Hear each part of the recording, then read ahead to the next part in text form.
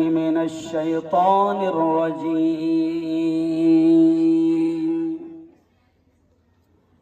बिस्मिल्लाहिर्रहमानिर्रहीम इन्ना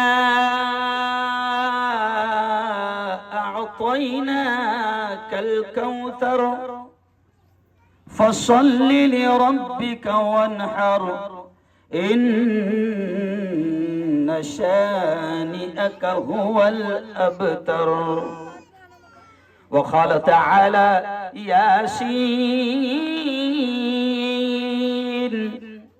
वल क़ुरआनिल हकीम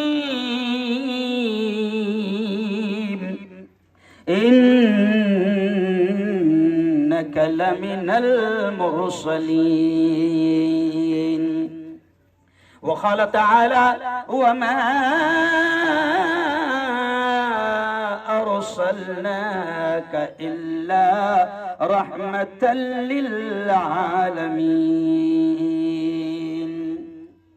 वक़ाल रसूलुल्लाह सल्लल्लाहु अलैहि वसल्लम المرء مع من أحب يوم القيامة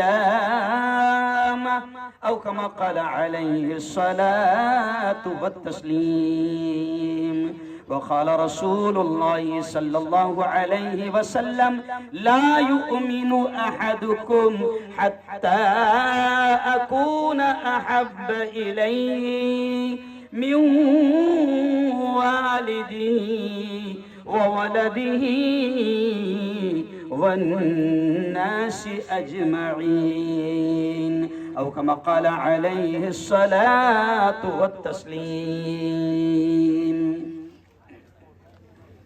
मेरे मुस्तफा का हमसर मेरे मुस्तफा का हमसर न हुआ न है न होगा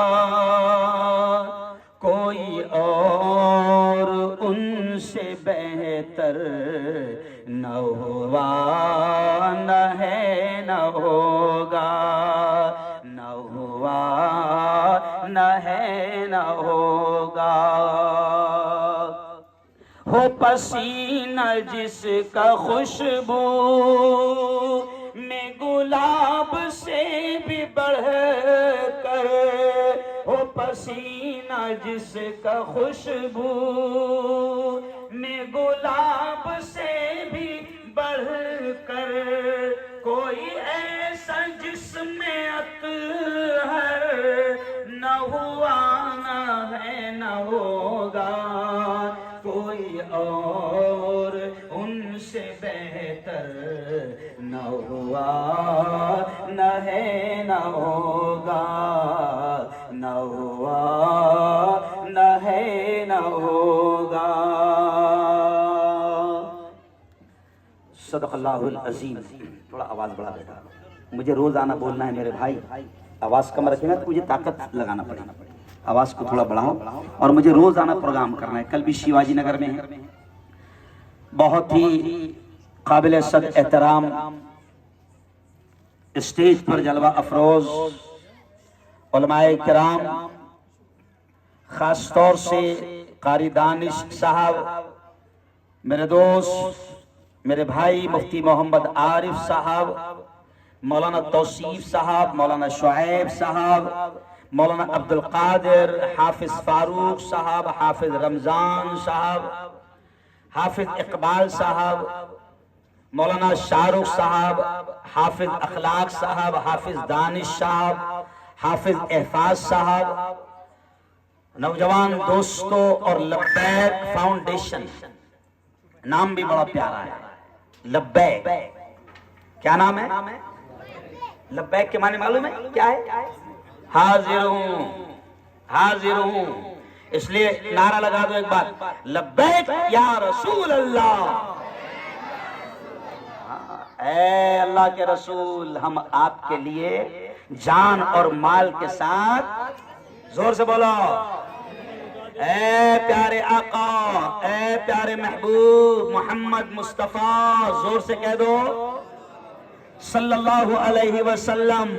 हमारी जानें भी आपके लिए कुर्बान, हमारा माल भी आप पर, मजा नहीं आ रहा, हमारा माल भी आप पर कुर्बान, हमारी जवानी भी आप पर कुर्बान, हमारी सलाहियतें भी आप पर कुर्बान, हमारा सब कुछ आप पर कुर्बान। लब्बैक लब्बैक लब्बैक लब्बैक, ए अल्लाह मैं हाजिर हूँ। जब हाजी जाते हैं ना, देखो अभी आसिफ भाई हो सकता है गेंदालाल मिलके बहुत से लोगों को ले जाएंगे, क्योंकि अब उन्होंने टूर ही खोल दिया। क्या नाम है आपके टूर का? अल खिदमत। तो देखो हाजी जब जाते हैं, लब्बैक फाउंडेशन वालों, तुम्हारी जो तंजीम का नाम है लब्बैक, उस पर से मुझे ये बात याद आ गई, क्योंकि हम लोग कोई तकरीरें याद करके नहीं आते, अल्लाह जो बुलवाता है बोलते हैं। तो जब हाजी जाता है तो क्या कहता है वहां पर, वहां जाकर काबे के आसपास लब्बैक अल्लाहुम्मा लब्बैक लब्बैक ला शरीक लक लब्बैक इन्नल हम्दा वन निअमता लक वल मुल्क ला शरीक लक। जब आदमी अल्लाह के घर के इर्द गिर्द घूमता है तो वो ये नारा लगाता है। क्या है नारा? लब्बैक अल्लाहुम्मा लब्बैक अल्लाहुम्मा लब्बैक, ऐ अल्लाह मैं हाजिर हूँ, ऐ अल्लाह मैं हाजिर हूँ, ऐ अल्लाह तूने बुलाया मैं आ गया। मैं गरीब था, मैं मालदार नहीं था, लेकिन तूने बुलाया मैं आ गया। लब्बैक अल्लाहुम्मा लब्बैक, ऐ अल्लाह मैं हाजिर हूँ, ला शरीक लक लब्बैक, ओ मेरे अल्लाह, ओ मेरे मौला, ला शरीक लक, तेरा कोई शरीक नहीं, तेरा कोई शरीक नहीं, तेरा कोई शरीक नहीं। लब्बैक मैं हाजिर हूँ। इन्नल हम्दा, ऐ अल्लाह तमाम तारीफें, वन निअमता, तमाम नेमतें, लक वल मुल्क, मुल्क भी तेरा, बादशाहत भी तेरी, ऐ अल्लाह मैं हाजिर हूँ। ये नारा लगाता है। आ जाओ करीब आ जाओ। ये नारा लगाता है। अब देखो मैं दुआ के अल्फाज कह रहा हूं, जब अल्लाह ने मेरे जहन में मौलाना ये नारा यहाँ पर डाल दिया, लब्बैक नाम पर से मुझे याद आ गया, तो मैं अब दुआ कर रहा हूं आपके लिए भी। सबने आमीन कहना। मेरी बहनें जितनी सुन रही है उन्होंने भी आमीन कहना। नहीं मालूम अल्लाह किसकी आमीन को कबूल कर ले और हम सबको वहां की हाजिरी नसीब हो जाए। अच्छे से बैठ बेटा, अच्छे से बैठ जा। अब सबने आमीन कहना। मैं दुआ के अल्फाज कर रहा हूं। ऐ अल्लाह, देखो अब दुआ के अल्फाज पर ध्यान दो। अब सबसे बड़ी नेमत है अल्लाह की दुआ। ऐ अल्लाह, ऐ अल्लाह, ऐ हमारे मालिक, ये जितने यहाँ पर मर्द जवान औरतें बैठी है और तेरे नबी की मोहब्बत में यहाँ पर आए हैं, ऐ अल्लाह तू हम सबको तेरे घर की हाजिरी नसीब फरमा। अब अगला जुमला देखो। ऐ अल्लाह, ऐ अल्लाह, दिल चाहता है, दिल चाहता है कि तेरे महबूब नबी के रोजे पर हाजिर हो जाऊं और वहां पर खड़े रहकर सलाम पेश करूं, तेरे नबी के रोजे की जाली के करीब जाकर कहूं अस्सलातु वस्सलामु अलैका या रसूल अल्लाह।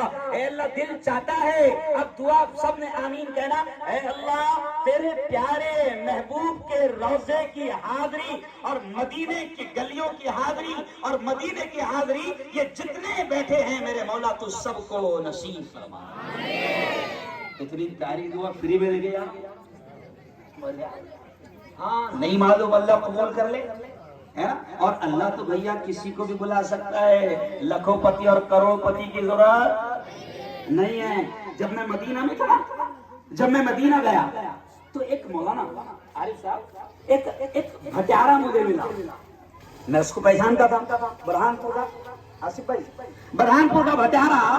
मैं उसको पहचानता था तो मैं उसको एकदम ताज्जुब से देखने लगा। बड़ा अजीब वाकया है। मैं उसको बड़ा ताज्जुब से देखने लगा तो वो भटियारा मुझसे कहने लगा, मांडे बनाता था तो कहने लगा मुफ्ती साहब मैं समझ गया कि तुम मुझे ताज्जुब से क्यों देख रहे, क्योंकि तुम पहचानते मैं बहुत गरीब है, तो मैं समझ गया कि तुम ये सोच रहे होंगे कि ये कैसे आ गया। तो मैंने कहा हाँ बॉस मैं यही सोच रहा। तो उसने और मुझे हैरत में डाल दिया और अजीब जुमला कहा, मुफ्ती साहब 13वीं बार आ रहा।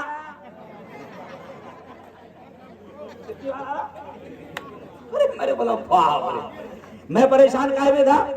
कि एक बार आ जाओ जमात के साथ, ये बेटा इत्मीनान से आ जाओ, है ना, फौरन आ जाओ, क्योंकि उसके बाद में फिर मुझे जरा भी इधर उधर जहन में डाला नहीं चाहिए। बैठो, गेंदालाल वीर वालों का दिल बड़ा है, जगह भी हो जाएगी। आ जाओ आ जाओ, माशाल्लाह, आ जाओ, करीब आ जाओ। कल इनके इलाके में था, मैं कल मैं गुजरात में था, इनके इलाके में था। आगे आ जाओ, इसलिए मैंने आरिफ साहब आगे बुलाया, मुझे मालूम था आने वाले पीछे। माशाल्लाह माशाल्लाह, हाँ बैठ जाओ। तो दोस्तों, वो भटियारा जब मुझे मदीने में नजर आया तो मैं ताज्जुब से देखने लगा, तो वो कहने लगा कि मुफ्ती साहब आप यही सोच रहे हैं ना कि मैं कैसा यहाँ पर आया? तो मेरी और उसने हैरत बढ़ा दिया और कहा, मुफ्ती साहब 13वीं मर्तबा आ रहा हूँ, पहली मर्तबा तुमको दिख रहा। तो मैंने कहा यार कैसी क्या 13वीं मर्तबा आ रहा? तो कहा कि मुफ्ती साहब सुनो सुनो, बड़ी अजीब बात, नबी का इश्क, नबी की मोहब्बत देखो। कहा कि मुफ्ती साहब हुजूर से इश्क है, हुजूर से प्यार है। जब लोग हज के लिए जाते थे, जब लोग उमरा के लिए जाते थे, तो मैं रोता था, मेरी आंखों में आंसू आ जाते थे और मैं सोचता था कि मैं कैसे जाऊंगा, मैं तो गरीब हूँ, मैं तो मांडे बनाता हूँ, मैं तो मजदूर हूँ, मैं कैसे जाऊंगा? लेकिन फिर ख्याल आता था कि अल्लाह के लिए कोई चीज इम्पॉसिबल नहीं है, अल्लाह कुछ भी कर सकता है। ख्याल आता था तो मैं रोता था हाजियों को देखते हुए और दुआ करता था, रोते रोते दुआ करता था, ए अल्लाह तेरे पास पावर है, तेरे पास ताकत है, तू जो चाहे कर सकता है। ए अल्लाह मैं जानता हूँ कि मेरे पास इतना माल नहीं है कि मैं तेरे नबी के रोजे की हाजिरी दे सकूं, मैं तेरे घर पे हाजिर हो सकूं, इतना माल नहीं है। लेकिन मेरे मौला मुझे ये भी मालूम है कि तू जो चाहे कर सकता है। ए अल्लाह मत दे मुझे माल, मत दे मुझे माल, मत बना मुझे मालदार। ए अल्लाह बस तेरे नबी के रोजे की हाजिरी और तेरे घर की हाजिरी नसीब फरमा। मैं रोता था, मैं अल्लाह से मांगता था, मैं अल्लाह से कहता था मत दे मुझे माल, बस तेरे नबी के रोजे की हाजिरी नसीब फरमा।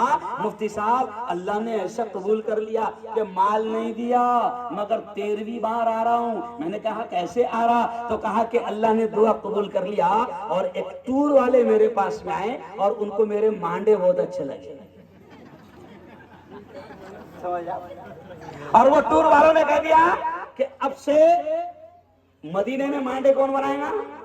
तू ही बनाएगा। मैंने कहा वाह रे खुदाया। और मुफ्ती साहब 5 पैसा खर्चा नहीं हुआ, 13वीं बार आ रहा हूं।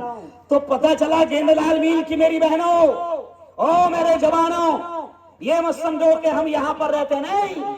जब इश्क होगा मेरे आका से, जब मोहब्बत होगी मेरे आका से, जब प्यार होगा हमारे आका से, और फिर अल्लाह के सामने जब रोजे की हाजिरी की दुआएं मांगोगे, उसके घर की हाजिरी की दुआएं मांगोगे, तो फिर याद रखो अल्लाह को किसी मालदार और करोड़पति की जरूरत नहीं है।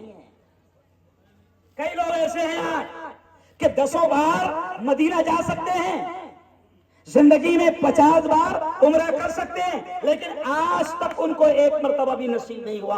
और लाखों ऐसे गरीब हैं कि जो झोपड़े में रहते हैं, सरकारी मकानों में रहते हैं, लेकिन 10-10 बार अल्लाह ने अपने घर की हाजिरी नसीब किया। तो आज दोनों हाथ मुझे उठाकर बताओ कि आज से अल्लाह से दुआ करेंगे कि ए अल्लाह तेरे नबी के रोजे की हाजिरी नसीब फरमा, कहो आमीन। ए अल्लाह तेरे घर की हाजिरी नसीब फरमा, कहो आमीन। ये आज दुआ क्यों करवाया मालूम आपको? आज 12 रबीउल अव्वल है और पूरी दुनिया में आज नबी पाक सल्लल्लाहु अलैहि वसल्लम की सीरत सुनी जा रही है, प्यारे आका की तारीफ में नाती पढ़ी जा रही है। इसलिए मैंने शुरू में गुनगुना दिया कि हमने आंखों से देखा नहीं है मगर उनकी तस्वीर सीने में। अरे बोलो देखे क्या आंखों से? लेकिन दीवाने कैसे हैं कि नबी की शान में कोई गुस्ताखी करे तो बर्दाश्त। अरे बोलो देखे नहीं नबी को मगर मोहब्बत है। हाँ, और मोहब्बत होनी चाहिए, क्योंकि हमारे बुजुर्ग कहते हैं कि हमारे नबी के हम पर इतने एहसान हैं।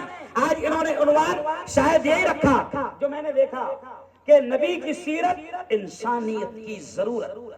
आज सुनो बात यहां से अब शुरू कर रहा हूं, कल परसों सूरत में भी बात मैंने यहां से शुरू किया। क्यों लोगों सुनो, आज मेरे साथ सुबह गुलाब राव पाटिल साहब थे, पालक मंत्री, मैंने उनके सामने भी ये बात कही और 100-150 हिंदू नेता थे। मैंने उनके सामने भी आसुआ ये बात कही। मैं सुबह जलगांव पहुंचा, 10 बजे से 2 बजे तक सिरसोली में था, 2 बजे के बाद में 3 बजे तक के कामताई हाल में था, और अभी यहाँ पर हूँ। एक दिन में 3-3, 4-4 प्रोग्राम हो रहे हैं। आज भी मैंने हिंदू नेताओं के सामने, पालक मंत्री माननीय गुलाबराव पाटिल के सामने और हिंदू भाइयों में आज नबी की जिंदगी को बयान करते हुए कहा कि सुनो, हमारे नबी का एहसान सिर्फ मुसलमानों पर नहीं, बल्कि हमारे नबी का एहसान पूरी मानव जाति पर है, पूरी इंसानियत पर है। आप बोलेंगे कैसे? हिंदू भाई बोलेंगे कैसे? इंसानियत पर कैसे एहसान? तो सुन लो, ऐसे एहसान। अब ये बात सुनना बड़ी गौर से। नबी का पूरी इंसानियत पर, तमाम इंसानों पर, पूरी दुनिया पर, हर जात और हर धर्म के लोगों पर बड़ा एहसान है। कैसे एहसान है? क्योंकि जिस वक्त अल्लाह ने हमारे नबी को दुनिया में भेजा, उस वक्त दुनिया तबाही की तरफ और जहन्नम की आग की तरफ बढ़ चुकी थी। पूरी दुनिया में जुल्म आम हो गया था। अब सुनना कैसा जुल्म आम हुआ था। पूरी दुनिया में जुल्म आम हो गया था, अत्याचार आम हो गया था, जिना आम हो गया था, हरामकारी आम हो गई थी, नशा आम हो गया था। पूरी दुनिया में हाल ये था कि आज मेरी बेटियां, मेरी बहनें मेरी बात को सुन रही है। आप नबी के आने के वक्त अरब में क्या हाल था, आप उठाकर देखो तो आपको पता चलेगा कि नबी के आने के वक्त में अरब का हाल ये था कि अगर किसी के घर में बेटी पैदा हो जाती थी तो बाप मोहल्ले में उस वक्त तक बाहर नहीं निकलता था, उसकी नाक कटती थी, मोहल्ले में बाहर नहीं निकलता था जब तक कि अपनी पैदा होने वाली बेटी को वो अपने हाथों से मार ना दे। ओ मेरी बहनों, नबी पाक का आप पर, हम पर बड़ा एहसान है कि जब औरत को जिंदा गाड़ दिया जाता था, उस वक्त नबी ने ये कहा कि किसी के घर में अगर बेटी आ जाए तो वो रहमत है। नबी ने फरमाया, ये दुनिया वाले जुल्म करते थे और औरत को, लड़की को पैदा होते ही अपने हाथ से, जैसे हम मुर्दे को दफन करते हैं, ये जिंदा लड़की को दफन कर दिया करते थे। कुरान में क्या आयत है मौलाना तौसीफ साहब, मौलाना आरिफ साहब, कुरान की आयत सुनो औरतों के बारे में कि क्या हाल था। व इज़ा बुश्शिरा अहदुहुम बिल उनसा ज़ल्ला वजहुहु मुस्वद्दन व हुवा कज़ीम। ये आयत कुरान क्या कहता है? इज़ा बुश्शिरा अहदुहुम, कुरान कहता है कि जब किसी को लड़की के पैदा होने की खुशखबरी सुनाई जाती, ज़ल्ला वजहुहु मुस्वद्दा, तो अफसोस के मारे, गम के मारे उसका चेहरा सियाह हो जाता था, काला हो जाता था, यानी बड़ा गमगीन हो जाता था कि लड़की पैदा हुई है। और प्यारे आका फरमाते हैं कि लड़की पैदा होने पर वो गमगीन हो जाता था, और जब तक के बेटी को मार ना दे मोहल्ले में मुंह नहीं दिखाता था। आज भी तो हो रहा है ना। मैंने सुबह गुलाबराव पाटिल साहब के सामने कहा कि साहब, पहले लोग पैदा होने के बाद लड़की को मारते थे, अभी तो पढ़े लिखे कमीने सोनोग्राफी में देख के पहले ही मार देते। बोलो सही है कि नहीं? आज पूरे मुल्क को नहीं, हिंदुस्तान को नहीं, अमेरिका, लंदन, इंग्लैंड, जापान, चीन, बांग्लादेश, पाकिस्तान, नेपाल, बंगाल, पूरी दुनिया को बताने की जरूरत है जो नबी ने कहा था कि लड़की का पैदा होना रहमत है। और हमारे नबी ने फरमाया कि जिस घर में लड़की पैदा होती है उस घर की तरफ अल्लाह की रहमत ऐसे जाती है जैसे आसमान से बारिश का पानी तेज आता है। खुश हो जाना लड़की के पैदा होने पर। इसलिए सुन लो गेंदालाल मिल वालों, सुनो सुनो, मेरे नबी को अल्लाह ने 3 लड़के दिए थे। अब देखो बड़ी प्यारी बात, मेरे नबी को अल्लाह ने 3 लड़के दिए थे, तीनों लड़कों को ले लिया और एक लड़की चाहिए थी, फातिमा। नबी ने कहा था कि कोई बात नहीं, लोगों की नस्ल लड़कों से चलती है, मेरी नस्ल मेरी बेटी फातिमा से चलती है।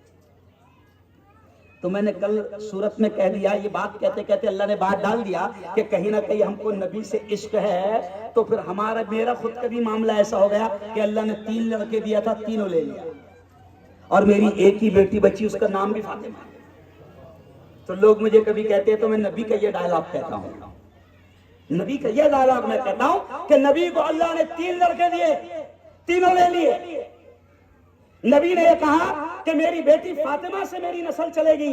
मैं भी ये कहता हूं मेरे खानदान वालों को कि नो टेंशन, खुदा ने अगर लड़के ले लिया है कोई बात नहीं, मेरी भी नस्ल किससे चलेगी? बेटी से चलेगी। तो बेटी गेललाल मिल वालों सुन लो, कुरान कहता है कि लड़की पैदा होती है तो रहमत आती है। तो अब लड़की के पैदा होने पर बोलो जिलेबी बांटेंगे कि पेड़े? अरे बोलो ना, ओ एड़े क्या बांटेगा? पेड़े।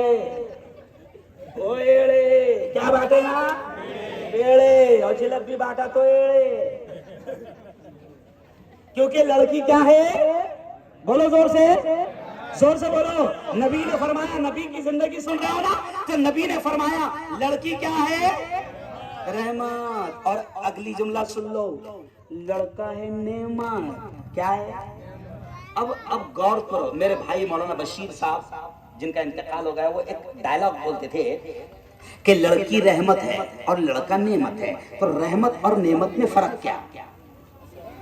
रहमत और नेमत में फर्क क्या? तो वो कहते थे रहमत लड़की है और रहमत कभी खत्म नहीं होती। गौर से सुनो जुमला। रहमत, भाई अल्लाह की रहमत बाकी है ना, वरना अपन टिकते गया। इतने अच्छे तो है। अल्लाह की रहमत हमेशा थी, है और तो लड़की रहमत है, कभी खत्म नहीं होती उसकी मोहब्बत। लड़की की शादी भी हो जाए तो देख लो, जिनकी लड़कियां हैं उनसे पूछ लेना कि लड़की की शादी भी हो जाए तो लड़की अगर ससुराल भी चले जाए तो माँ बाप से उतनी ही मोहब्बत होती है जैसे पहले भी। और लड़का मालूम क्या है? नेमत। तो नेमत किसे कहते हैं? नेमत क्या बताओ, क्या समझा? नेमत किसे कहते हैं? नेमत कहते हैं दी भी जाती है और ली भी जाती है। अब अगला डायलॉग सुनो। लड़का नेमत है, अल्लाह ने दिया था। गौर से सुनना, भी क्या समझा रहा हूं। अल्लाह ने दिया था, अब शादी हो गई नेमत।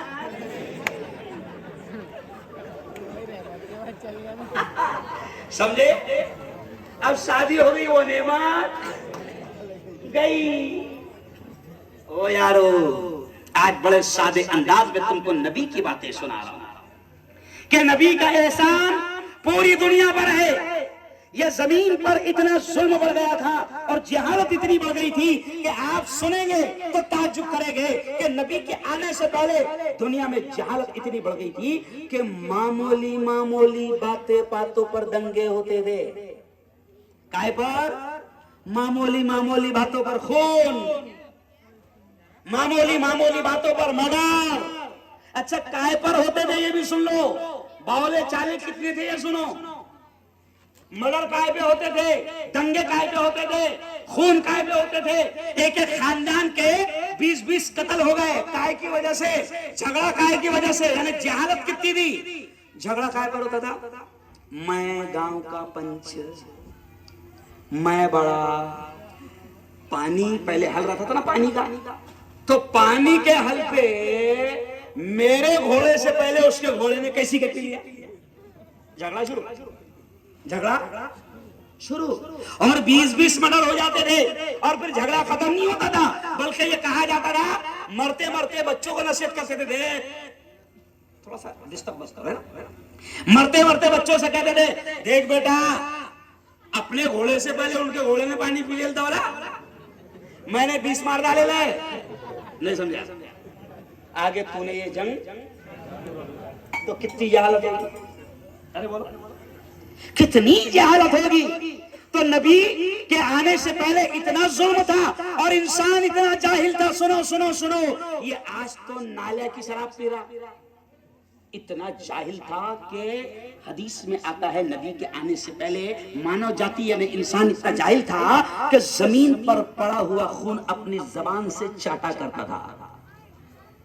अल्लाह से देखा नहीं गया, अल्लाह से देखा नहीं गया कि मेरे बंदे जिना कर रहे हैं, मेरे बंदे शराब पी रहे हैं, मेरे बंदे नशा कर रहे हैं और नशा इतना आम था नबी के आने के पहले कि हाल ये था, अजीब अल्फाज है, सुनेंगे तो तुम्हारा दिमाग काम नहीं करेगा, है ना। नशा इतना आम था, शराब इतनी आम थी नबी पाक के आने से पहले कि वो शराब को 100 2 साल तक संभाल के रखते थे, क्योंकि जितनी पुरानी रहेंगी वो उतना उसको अच्छी मानते थे। और अरब की जिंदगी में मिलता है, अरब की जिंदगी में मिलता है कि वो फक्र से कहते थे, थोड़ा सा यार इधर हाँ देखने दो, मुझे डिस्टर्ब मत करो, क्योंकि मैं थका हुआ रहता हूं, अल्लाह बुलवाता है, अगर बात होती है तो मेरा दिमाग थोड़ा सा बैठ जाता है। तो अब बात मत करो, आने भी मत दो किसी को और निकलने भी मत देना किसी को। तो अब देखो कि शराब का हाल ये था अरब में नबी के आने से पहले कि वो फक्र करते थे काय पर, इधर देखो काय पर फक्र करते थे। हमारे घर में 200 साल पुरानी है दादा के टाइम की शराब, बेटा 200 साल पुरानी है हमारे पास। तो दूसरा क्या बोल रहा, क्या बात कर रहा, मेरे तो परदादा के जमाने के हमारे घर में 300 साल पुरानी शराब है बेटा, पीते से नाले में गिरता आदमी। और ये मैं हंसी मजाक नहीं कर रहा, ये हकीकत है, मैं तुमको कोई हंसी मजाक या किस्से कहानी नहीं सुना रहा, ये नबी के आने से पहले की जिंदगी बता रहा हूं। तो फिर अल्लाह को रहम आया और अल्लाह ने कह दिया, अल्लाह ने कह दिया, क्या कहा, नबी को भेजकर क्या कहा, वमा अरसलनाका इल्ला रहमतल लिल आलमीन, ऐ नबी ऐ मोहम्मद मैं तुझे पूरी इंसानियत के लिए रहमत बनाकर भेज रहा हूं, तमाम इंसानों के लिए तुझे कृपा बनाकर भेज रहा हूं, दया बनाकर भेज रहा हूं, मेहरबान बनाकर भेज रहा हूं, कृपा दया और रहमत बनाकर भेज रहा हूं। तो मुसलमानों सुनो, गेंदालाल मिल के जवानों सुनो, नबी सिर्फ हमारे लिए नहीं आए, रमेश के भी नबी, प्रकाश के भी नबी, कैलाश के भी नबी, गणेश के भी नबी, बौद्ध के भी नबी, जैन के भी नबी, ब्राह्मण के भी नबी, लक्ष्मण के भी नबी, हारून के भी नबी, आरिफ के भी नबी, और लब्बैक फाउंडेशन और गेंदालाल मिल के भी नबी। कहो सुभान अल्लाह। नबी सिर्फ हमारे नहीं है, कोई अगर मुसलमान का दम हमारे चरे तो बोल। एक शायर है मालूम आपको, अभी जिंदा है शायर, पंजाबी शायर है, अजीब शेर कहा उन्होंने नबी पर, हिंदू पंजाबी शायर है सिख महेंद्र सिंह कंवर बेदी, महेंद्र सिंह कंवर बेदी सिख शायर है। नबी की तारीफ मुसलमानों ने नहीं की, सिर्फ हिंदू भाइयों ने की, पंजाबियों ने की, सिख भाइयों ने की। तो क्या कहा महेंद्र सिंह बेदी ने, शेर कहा, क्या कहा, सुनो सुनो, इश्क हो जाए किसी से कोई चारा तो नहीं, हिंदू शायर ने क्या कहा, इश्क हो जाए किसी से, ये शेर पर ध्यान दो, कि इश्क हो जाए किसी से कोई चारा तो नहीं, और सिर्फ मुस्लिम का मोहम्मद पे इजारा तो नहीं। यानी महेंद्र सिंह कहते हैं कि मुसलमानों, इश्क अगर हमको नबी से है तो नबी सिर्फ तुम्हारे बाप के थोड़ी है, हमारे भी नबी है। और वो सिख भाई कहते हैं कि इश्क तो हम भी नबी से करते हैं। अभी मैं मार्केट से उधर से घुसा तो बाकायदा जैसी ही मैं घुसा वहां पर, तो 2-4 हिंदुओं ने मुझसे कहा, साहब आज नबी की पैदाइश का दिन है, आपको मुबारक। तो पता चला कि हिंदू भाई भी मोहब्बत करते हैं। अब आपके जहन में आएगा कि ये फिर बदमाशी क्यों करते हैं, गुस्ताखी क्यों करते हैं नबी की शान में। तो सुनो ओ यारो, अल्लाह की कसम टेंशन लेने की जरूरत नहीं, कोई टेंशन लेने की जरूरत नहीं। नुपुर शर्मा जैसी खबीस औरतें कितनी भी आ जाए, राजा सिंह जैसे खबीस शैतान कितने भी आ जाए और मेरे नबी की शान में गुस्ताखी करे, कोई टेंशन लेने की जरूरत नहीं, क्योंकि मेरे नबी की शान इतनी ऊंची है कि किसी कुत्ते के भौंकने से मेरे नबी की शान में कोई फर्क नहीं पड़ता। समझ रहा? किसी कुत्ते के भौंकने से मेरे नबी की शान में कोई फर्क नहीं पड़ता। अगर ये चांद है, मेरे नबी को चांद भी कहा गया, क्यों? कुरान में चांद भी कहा जाए, सुन लो, अभी 14वीं रात का चांद है, बड़ा खूबसूरत है, और कोई कुत्ता, कोई पागल अगर चांद के ऊपर मुंह करके थूके तो थूक काएगा? अरे बोलो ना, काएगा? तो राजा सिंह का थूक राजा सिंह के मुंह पे, नुपुर शर्मा का थूक, अरे बोलो ना, कोई टेंशन नहीं लेना मुसलमानों। पूरी दुनिया मेरे नबी की शान में गुस्ताखी करे तो रत्ती बराबर भी मेरे नबी की शान में कमी नहीं आएगी, और पूरी दुनिया मिलके मेरे नबी की तारीफ करे तो कोई फर्क नहीं पड़ेगा। मेरे नबी की तारीफ तो बुलंद है, किसी की जरूरत नहीं। मेरे नबी के बारे में कुरान की आयत मैंने पहली पढ़ा, इन्ना आतैना, सुनो सुनो सुनो, मैंने पढ़ा इन्ना आतैना कल कौसर। ये सूरत सबको याद है ना? देखो देखो, ये सूरत के तर्जुमे पे कभी आपने गौर नहीं करे होंगे, ये सूरत सबको याद है। क्या कहा? अल्लाह ने कहा इन्ना आतैना कल कौसर। नबी की तारीफ करते हुए अल्लाह ने कहा, ऐ मोहम्मद, हमने, सुनो गौर से, ऐ मोहम्मद, हमने जितनी भलाइयां, जितनी खैर, जितनी अच्छाइयां, जितनी तारीफें हो सकती है, ऐ मोहम्मद हमने तुमको दे दिया, हमने तुमको दे दिया। फसल्लि लिरब्बिका वनहर, तो अपने रब के लिए नमाज पढ़ो और कुर्बानी दो। इन्न शानिअक हुवल अबतर, और ऐ मोहम्मद तेरा दुश्मन की नस्ल कट जाएगी। क्योंकि उस वक्त भी नुपुर शर्मा जैसी औरतें उस वक्त भी मौजूद, अरे बोलो ना भाई, थी। राजा सिंह जैसे शैतान उस वक्त भी थे। तो नबी को कभी कभी अफसोस होता था, है ना भाई? और वो क्या कहते थे? सुनो, बड़ी अजीब बात अल्लाह ने याद दिला दिया। जब नबी के 3 लड़कों का इंतकाल हो गया तो दुश्मन खुशी मनाते थे। क्या मनाते थे? ओहो, अब तो नबी की नस्ल ही मर जाएंगी, खत्म हो जाएंगी, अब तो नबी के बेटों का इंतकाल हो गया, नबी की नस्ल खत्म हो जाएगी। तो अल्लाह ने ढारस दिया, तसल्ली दिया, और रब ने महबूब की मोहब्बत में ऐलान कर दिया। क्या कहा? इन्न शानिअक हुवल अबतर, ऐ मोहम्मद, जो कहते हैं कि तेरी नस्ल कटेगी, उनसे कहता हूं कि उनकी ही नस्ल खत्म हो जाएगी। फिर क्या हुआ? आज क्या हो गया? देखो, करोड़ों लोग नबी के मानने वाले 1500 साल बाद भी है कि नहीं है? तो नबी ने चलाया ना, नबी के नाम को अल्लाह ने चलाया। अच्छा, अभी जो अबू जहल की औलाद है उनसे पूछो कि रे अबू जहल को पहचानता क्या? बोलेगा नहीं, अरे दादा थे ना तेरे वो। नहीं, क्या बोले हो? उससे पूछो कि अबू जहल को पहचानता क्या? फिर उससे पूछो कि अबू लहब को पहचानता क्या? बोलेगा नहीं, नाना थे।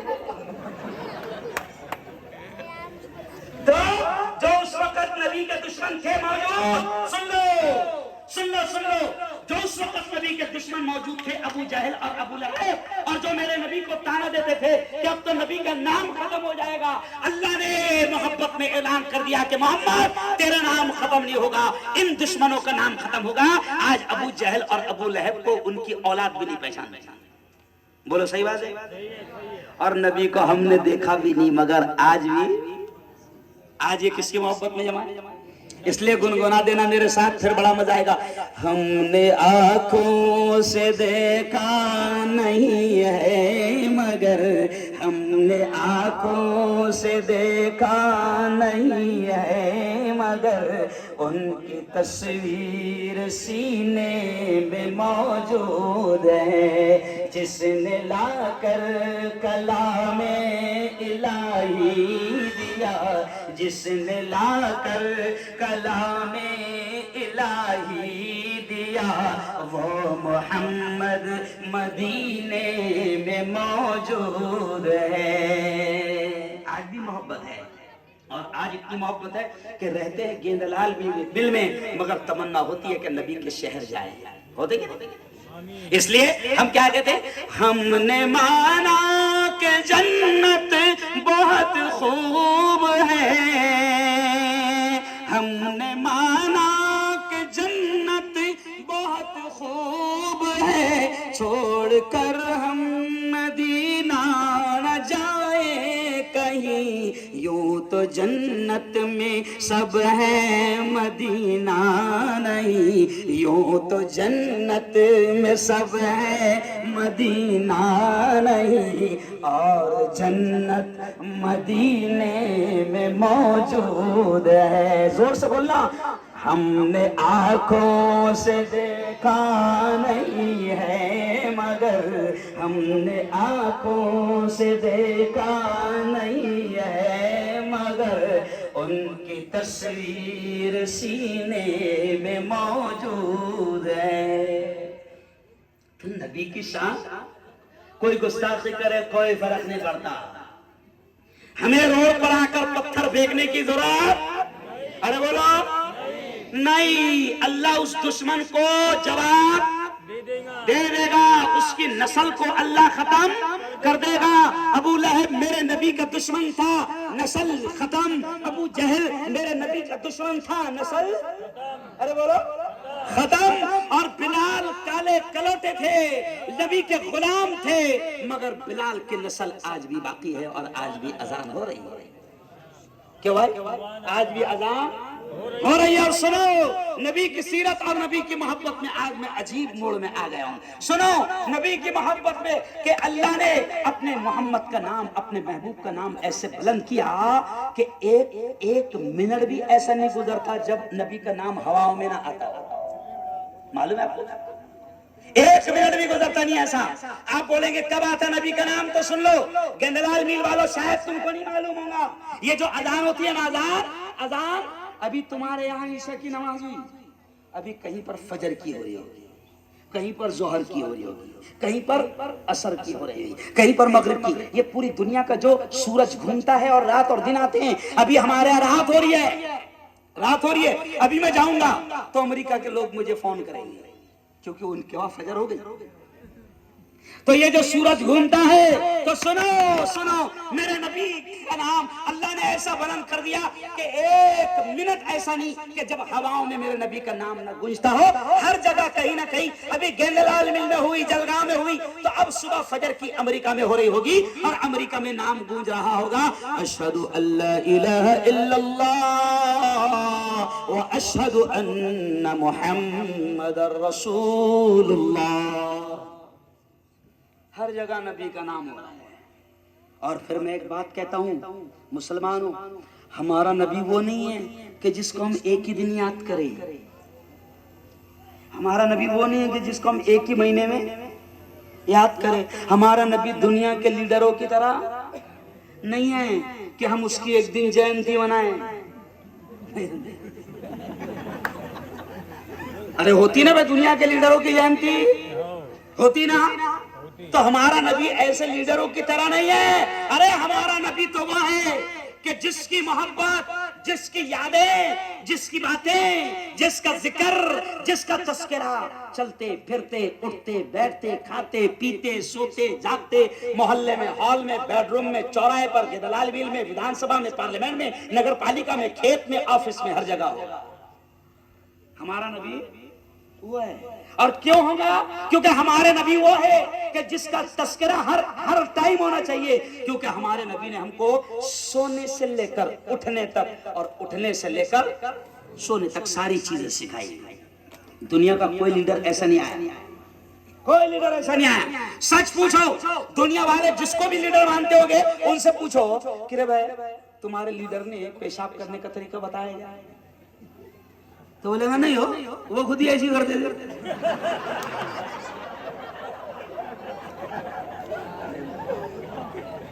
ठीक है।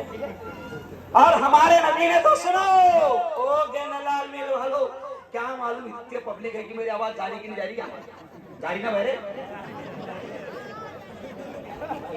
तो सुनो, ओ गेंदलाल मिल वालों, अल्लाह ने हमको नबी ऐसा दिया कि जिसने पेशाब और पाखाने का तरीका भी हमको सिखाया है। अरे ऐसा नबी, ऐसा लीडर, ऐसा कायद, ऐसा रहबर, ऐसा नेता किसी को नहीं मिला। हमारे नबी ने तो ये भी कहा कि टॉयलेट में जा रहे तो पहले कौन सा पैर डाले, बाहर निकले तो कौन सा पैर निकाले, बैठे तो कैसा बैठे। हमारे नबी ने सिखाया।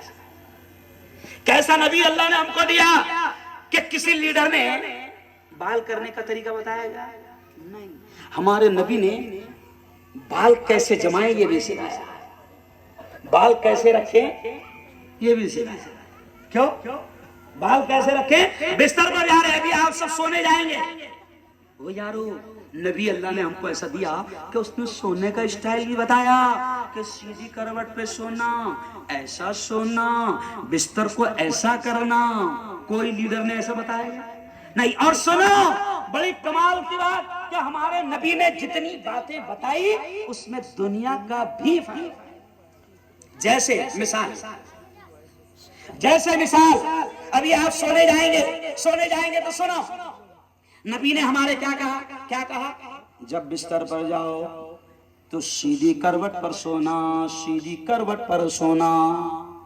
अब आप बोलेंगे क्या बात है भाई इसमें? तो आज डॉक्टर कह रहे हैं कि नबी ने 1500 साल पहले कहा था कि सीधी करवट पे सोना। नबी ने 1500 साल पहले कहा था, आज डॉक्टर कह रहे हैं कि सीधी करवट पर सोने से अटैक की बीमारी नहीं होती। हालांकि बहुत अच्छी बीमारी है। एक दौर, लेकिन बुरी कैसी है कि ये हाथ, ये दिल, ये सुनो, ये दिल जो लेफ्ट साइड में है, ये कितना कीमती है कि ये बंद तो सब बंद। मिसाल के तौर पर एक्सीडेंट हुआ और डॉक्टर के पास लेकर गए। डॉक्टर ने सब चेक करा, इधर देखो, डॉक्टर ने सब चेक करा और क्या बोला? अल्हम्दुलिल्लाह, हाथ को भी कुछ नहीं हुआ। फिर डॉक्टर ने बोला माशाल्लाह, आंखें को भी कुछ नहीं हुआ। फिर पाँव देखा, ओह कुछ नहीं हुआ। फिर धीरे से बोल रहा सिर्फ दिल मर गया। तो अपन क्या बोलेंगे? ओ बावले, पाँव टूटता था नहीं समझा, चलता था, हाथ टूटता था, अरे बोलो चलता था। बचना क्या था? जोर से बोलो, बचना क्या था? दिल का बचना जरूरी था। तो ऐसे ही हमारे नबी ने दिल पर मेहनत की और दिल को बचाने का तरीका बताया। आज का डॉक्टर ये कह रहा है कि अगर तुम सीधी करवट पर सोओगे तो उल्टे तरफ दिल है, दिल उल्टे तरफ है, तो जब तुम सीधी करवट पर सोओगे तो दिल फ्री रहेगा, उस पर दबाव नहीं आएगा, है ना? तो दिल को काम करने में आसानी होगी। और उल्टी करवट पे सोओगे, औंधा सोओगे, तो तुम्हारा पूरा वजन दिल पे आएगा। तो देखो, मैं तो मिसाल देकर समझाया कि हमारे नबी ने जितने तरीके बताए उसमें हमारा दुनिया का भी फायदा। अभी चलो, कोरोना आया था ना, कोरोना है ना, फिर भी सुधरेंगी। कोरोना आया था। अब कोरोना में हुकूमत क्या कहती थी? सुनो, हुकूमत क्या कहती थी? हाथ धोना कहती थी कि नहीं? हाथ धोते रहो, नहीं तो जिंदगी से हाथ। तो ये हाथ धोने का तरीका तो हमारे नबी ने सिखाया। अरे भाई, हिंदू भाई मुझसे पूछने लगे, 2-3 पत्रकार मेरे दोस्त कहने लगे, यार मुफ्ती साहब एक बात बताओ यार। मतलब क्या बात है यार? तुम्हारे लोग कम मर रहे हो। क्या बोले? तो मतलब बावले चाले तो हम कर रहे हो ज्यादा, फिर भी तुम बोल रहे कि हम क्या हो रहे? अरे बोलो, कम मर रहे, तो बोला बावले चाले तो हम कर रहे। हमारे मोहल्ले में आओ तो तुम कुछ लगेगा ही कि यहाँ कभी कोरोना आया था। तो बावले चाले हम कर रहे, फिर भी तुमको दिख रहा कि हम कम मर रहे। तो मैंने कहा उसकी वजह है क्योंकि हमारा मुसलमान 5 टाइम नमाज पढ़ता और नमाज के लिए वजू करता और वजू में हाथ धोता और नाक में पानी चढ़ाता और क्या करता? गरारा करता। और डॉक्टर खुद बता रहे कि दिन में 5-6 टाइम नाक में पानी डालो, गरारा करो, हाथ धोते रहो। डॉक्टर बता रहे कि जब कोरोना पहले आया था तो मालूम हुकूमत क्या बोल रही थी? नाक मुंह हाथ साफ करते रहो। और डॉक्टर क्या कर रहे थे कि पहले कोरोना आता तो नाक में रहता 2-3 दिन। ये मजाक नहीं कर रहा मैं, रियल है। नाक में रहता, फिर वो उतरता फेफड़ों में। तब जो मुसलमान 5 टाइम की नमाज पढ़ रहा, आते से हाथ धो रहा। तो उसको बचने का टाइम मिल रहा क्या? नहीं। अगर मान लो यहाँ से उठ के कहाँ चल गया, यहाँ चल गया, फिर वो क्या कर रहा? तो वो कोरोना मुसलमानों से परेशान था कि साला टिकने इसलिए क्या नहीं कर रहे, टिकने नहीं दे रहे। अच्छा अच्छा, और खास बात, कोरोना में डॉक्टर भी क्या कह रहे थे? गरम खा, नहीं समझे?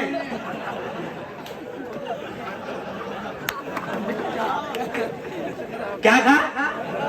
अंडे खा, चिकन खा, वो जो मुसलमान खाता खा। तो कई मेरे दोस्त ऐसे जो खाते नहीं थे और वो चिकन अंडे मंगाने लगे, तो मैंने बोला किरण है ये कैसी खाने लगे? अरे बाबा बचेंगे जब ही तो, डॉक्टर बोल रहा ना हो, समझ लिया? तो यारो मेरे नबी की हर हर अदा में फायदा क्या है? सुनो, मेरे नबी की हर हर, अरे बोलो, अदा में फायदा है। इसलिए जवानों सुनो, नबी की जिंदगी सुन रहे हो तो सुनो, आज तय कर लो, आज तय कर लो। जब मैं बंबई गया और बंबई में मैंने नाचने गाने वालियों में बयान किया, फिल्म में जो काम करते हैं उन हीरो लोगों में मेरा बयान हुआ, टीवी में जो काम करते हैं उन लड़कियों में मेरा बयान हुआ, तो मैंने उनसे कहा, मैंने उन हीरो लोगों से कहा, क्या कहा? कि लोग तुमको हीरो कहते हैं, लोग तुमको अपना फैन बनाते हैं। और मैंने उन लड़कियों से कहा जो फिल्मों में काम करती थी कि बेटा तुम जैसे सीरियल में कपड़े पहनती, गानों में कपड़े पहनती, वैसा हमारी बेटी यहाँ कपड़े पहनती है ना। तुम जैसे कपड़े पहनते, हीरो से कहा, वैसे हमारे जवान कपड़े पहनते।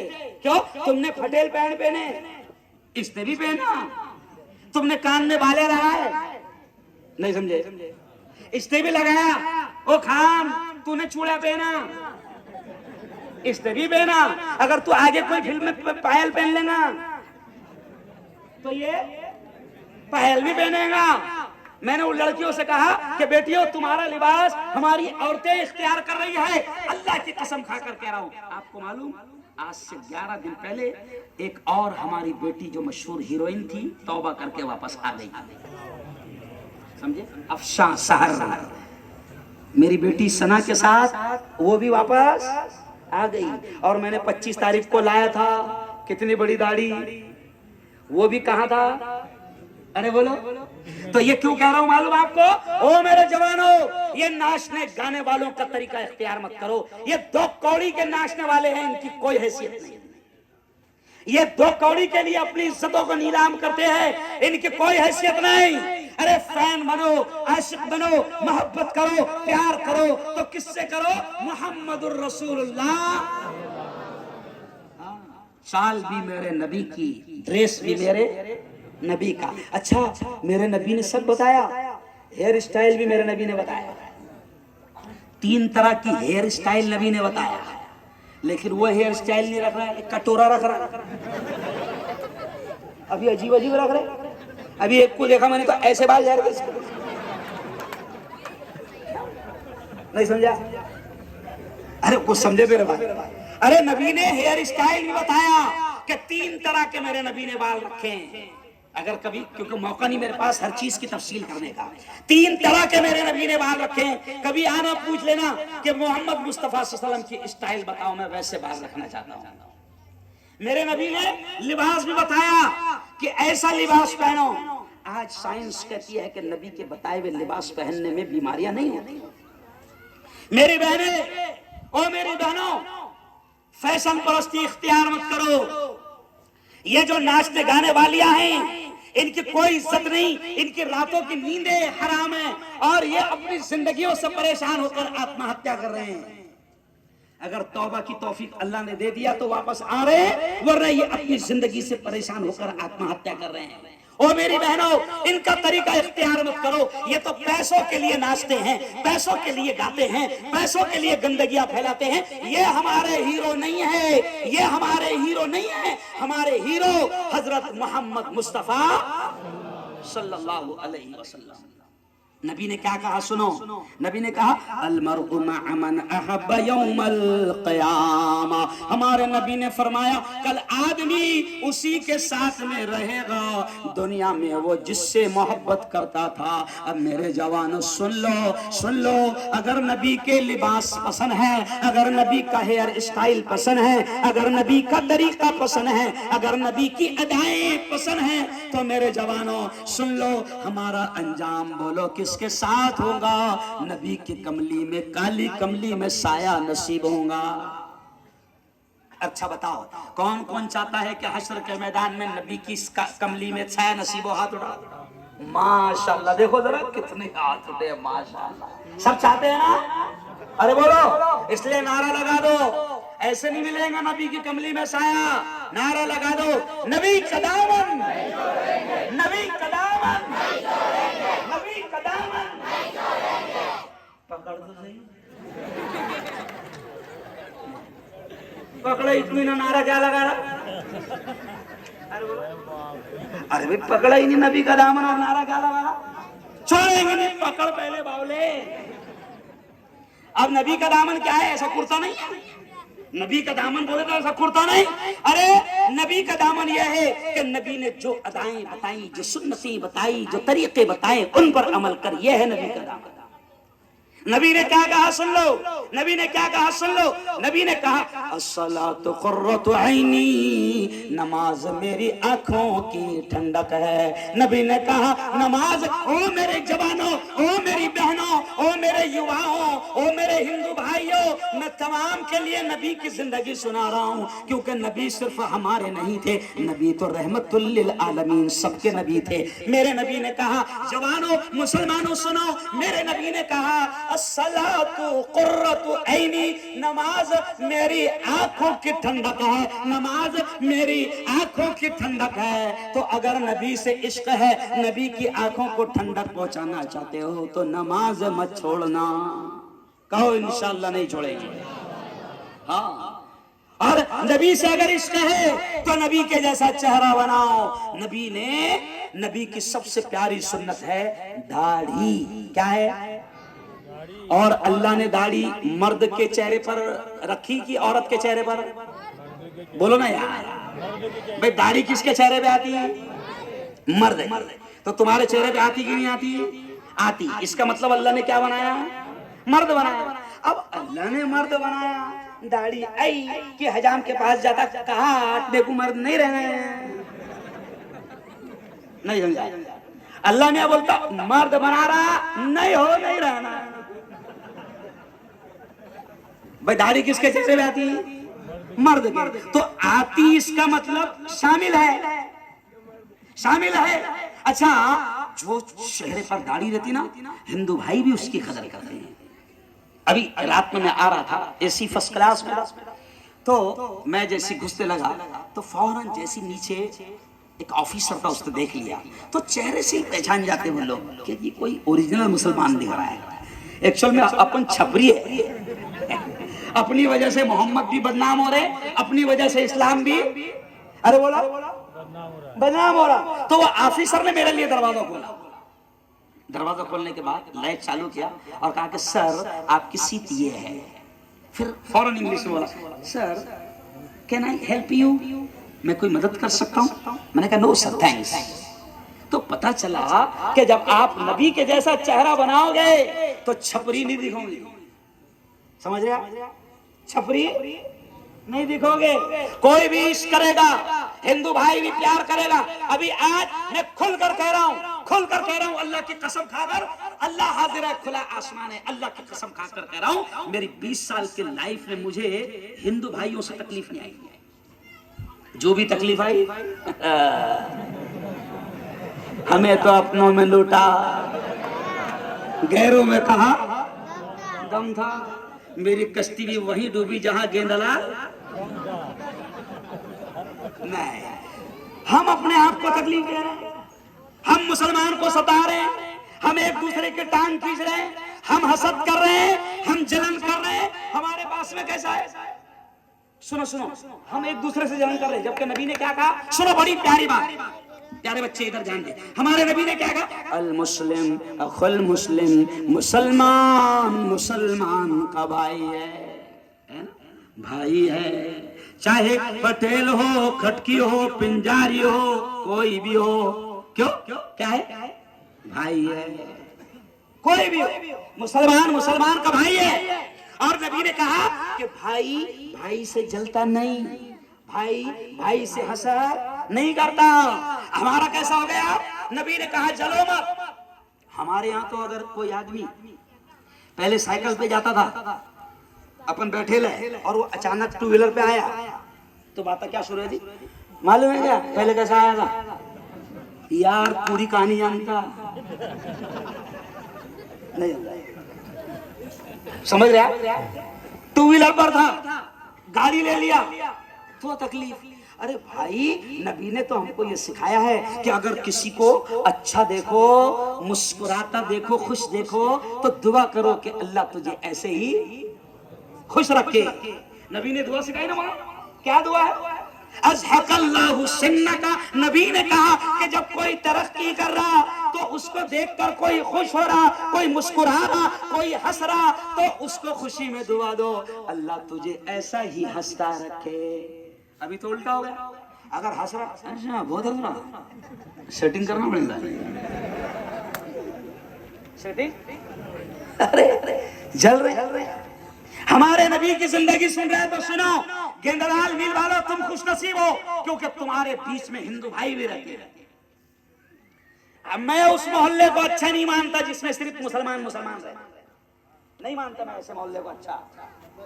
मैं उस मोहल्ले को अच्छा मानता हूं जहां दलित भाई भी रहे, बौद्ध भाई भी रहे, क्रिश्चियन भाई भी रहे, हिंदू भाई भी रहे। क्यों? इसलिए कि हमारे नबी ने कहा है कि मुसलमान वो है जिसका पड़ोसी उसकी तकलीफों से महफूज हो। अब नबी ने कहा कि मुसलमान वो है जिसका पड़ोसी उसकी तकलीफों से महफूज हो। सुनो गेंदलाल मील के जवानों, ओ मेरे यारो, सुनो, हम मुसलमान हैं और मुझे बताना सब नबी के मानने वाले हैं कि नहीं? अरे बोलो जोर से, है ना? अब हमारे नबी ने कहा है, क्या कहा है? सुनो, हमारे नबी ने क्या कहा? मुसलमान वो है कि जिसका पड़ोसी उसकी तकलीफों से परेशान ना हो। अब पड़ोसी में कोई भी हो सकता, कोई भी हो सकता, रमेश, प्रकाश, कैलाश, कोई भी हो सकता। अगर मेरे पड़ोस में, सुनो, अगर तुम्हारे पड़ोस में कोई हिंदू भाई रहता है, वह मुसलमान हो, अगर मुसलमान हो तो सुनो, उस हिंदू भाई की हमेशा खैरियत पूछना, कैसा है भाई, क्या है, क्या बात है, उदास दिख रहा, बोल यार क्या मैं तेरे लिए कर सकता? किसी की तबीयत तो खराब नहीं है, घर में गैस की हंडी है कि नहीं है, कोई बीमार तो नहीं है, दवा है कि नहीं है? ये काम हमारे नबी ने हमको सिखाया। और ये काम अगर पड़ोस में हिंदू भाई भी रहता है तो उसके साथ हम नबी की तालीम पर अमल करेंगे। कहो इंशाअल्लाह। किसी अपने पड़ोसी को तकलीफ आने नहीं देंगे। अब आखिरी बातें सुन लो। इसके लिए नबी की जिंदगी मालूम करने के लिए क्या करना पड़ेगा? इल्म। क्या? अरे बोलो भाई, क्या होना? जब इल्म नहीं है तो नबी की जिंदगी मालूम कहां से होना? अब नारा लगा रहा, क्या लगा रहा? इधर देखो, मैंने खुद ने सुबह नारा लगाया, नूर वाला आया है, नूर वाला। अरे बोलो, आया है, लेकिन मैं बावला हूं। नूर वाला आया है, काय को आया मालूम नहीं। अरे मालूम कर, नूर वाला क्यों आया? अरे नूर वाले ने इल्म फैलाने के लिए नूर वाला आया था। आज तेरा हाल यह है कि तू जाहिल रह रहा है, न तुझे कुरान आता, न तुझे हदीस मालूम, न तू मक्तब में जाता, न तू बच्चों को पढ़ाता, न तू नमाज को जाता, न तू इस्लाम जानता, न तू मैथ जानता, न तू साइंस जानता, न तुझे दुनिया का इल्म, न तुझे आखिरत का इल्म, न तुझे दीन का इल्म, न तुझे दुनिया का इल्म, तो फिर तू नबी का आशिक हो ही नहीं सकता। नबी ने इल्म लेकर आए थे। कुरान में सबसे पहली आयत क्या है मौलाना? इक़रा। कुरान में सुनो, ओ जवानों सुनो, ये मालूमात हो जाएगी। कुरान में 6666 आयतें हैं। कितनी है? 6600। हर आयत में हुक्म है कोई ना कोई, ये करो, ये नहीं करो, ये करो, ये नहीं करो। यानी 6666 हुक्म अल्लाह ने दिया। और सुनो, कुरान में रोजे का हुक्म पहले नहीं आया, कुरान में ज़कात का हुक्म पहले नहीं आया, कुरान में हज का हुक्म पहले नहीं आया, कुरान में उम्रे का हुक्म पहले नहीं आया। पवित्र कुरान में, मेरे हिंदू भाई भी मेरी बात को सुन रहे हैं, मेरे बौद्ध भाई भी मेरी बात को सुन रहे हैं, सुनो, पवित्र कुरान में सबसे पहले रोजे नमाज का हुक्म नहीं आया, पवित्र कुरान में सबसे पहले ऑर्डर आया इक़रा, पढ़। आज बाबा साहेब अंबेडकर का हमारे जो बौद्ध भाई है वो क्या कहते हैं, बाबा साहेब अंबेडकर ने 3 नारे लगाए। सुनो, इस्लाम ने सिखाया, 3 नारे बाबा साहेब अंबेडकर ने भी लगाए। क्या? शिका, यानी क्या? पढ़ो। फिर दूसरा नारा क्या? संगठित हुआ, मुत्तई, टांगा मत खींच। क्या हो? अरे बोलो, मुत्तहिद हो जाओ। खटकी, पिंजारी, पटेल, मुल्तानी, सैयद, कोई नहीं, तुम सब ईमान वाले हो। बाबा साहेब भी क्या कहते हैं? शिका, संगठित हुआ और संघर्ष करा। क्यों भाई? 3 नारे बाबा साहेब अम्बेडकर ने। तो हमको भी मुत्तहिद होना है, और नबी के चाहने वाले हैं तो मुत्तहिद होना है। मदरसा हमारा अच्छा चलना चाहिए, मकतब हमारा अच्छा चलना चाहिए। हमारे को अल्लाह ने, अल्लाह का शुक्र है, अल्लाह ने हम सबको औलाद दिया, दिया कि नहीं दिया? और माशाअल्लाह इतनी दिया कि दुनिया परेशान है। नहीं समझा? 35 करोड़ तो आधार कार्ड में अपन कितने? 35 करोड़।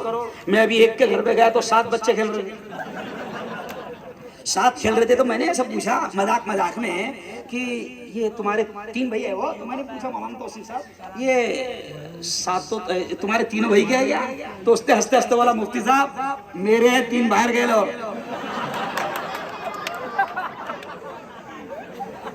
तो अब बताओ, अल्लाह ने दिया कि नहीं दिया?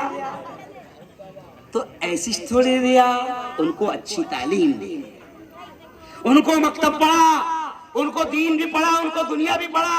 अभी आपको याद है, मेरा फोटो आपने देखा होगा आज के 8 दिन का, आज के 8 दिन का अकोला में मेरे हाथ से अवार्ड दिया गया। किसको? एक मुसलमान बेटी जो नागपुर में कमिश्नर बन गई।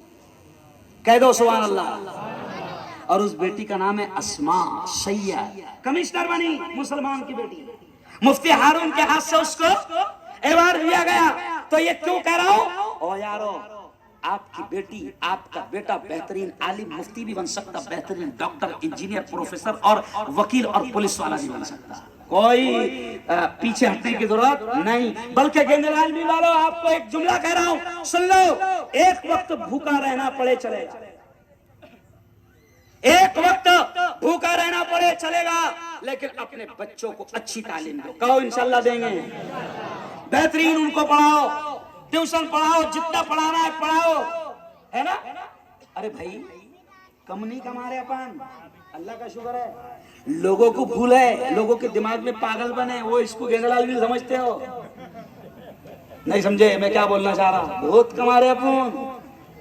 वो जो टाइट कलर वाला है ना, उसको शर्म आती मजदूरी करने में, अपनों को शर्म नहीं आती। अपन अच्छों से ज्यादा कमा रहे, है ना?